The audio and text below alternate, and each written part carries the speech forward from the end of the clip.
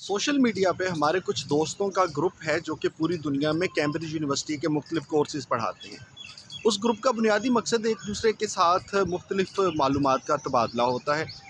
पिछले दिनों हमारे एक नई मेंबर उस ग्रुप में ऐड हुई और उन्होंने बताया कि वो पहली बार कैम्ब्रिज यूनिवर्सिटी का एक कोर्स पढ़ाने जा रही हैं और बतौर उस्ताद उनका ये पहला साल होगा।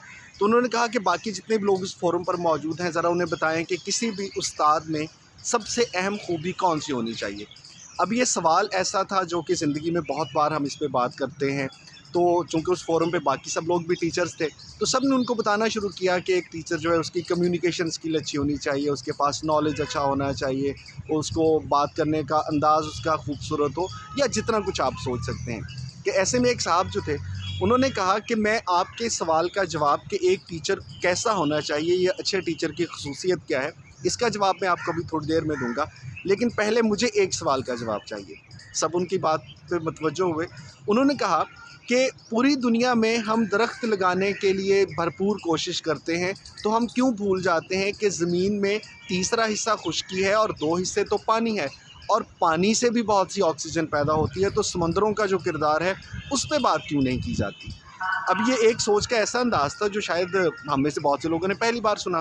तो हम सब ने अपनी-अपनी जगह पे अपने-अपने जितने भी डिवाइसेज़ थी उन पे तहकीक शुरू की। बहुत से लोगों ने कहा कि समंदर में ऑक्सीजन इसलिए आ सकती है कि समंदर में भी तो दरख्त होते हैं, जैसे हमारे कराची समंदर में मैंग्रोव्स हैं, तो वहाँ से भी ऑक्सीजन पैदा होती है, हाँ, उनका भी ख्याल करना चाहिए।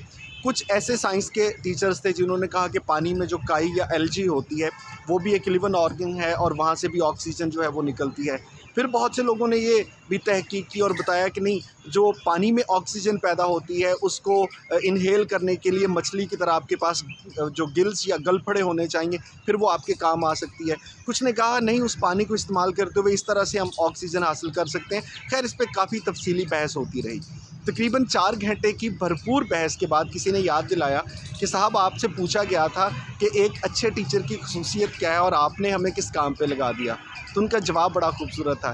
कहते हैं कि मेरे नज़दीक एक अच्छा टीचर वो है जो अपने स्टूडेंट्स को सोचने पे, समझने पे और तहकीक पे मजबूर कर दे, और यही वो काम है जो आप सब टीचर्स पिछले 5-6 घंटों से कर रहे हैं।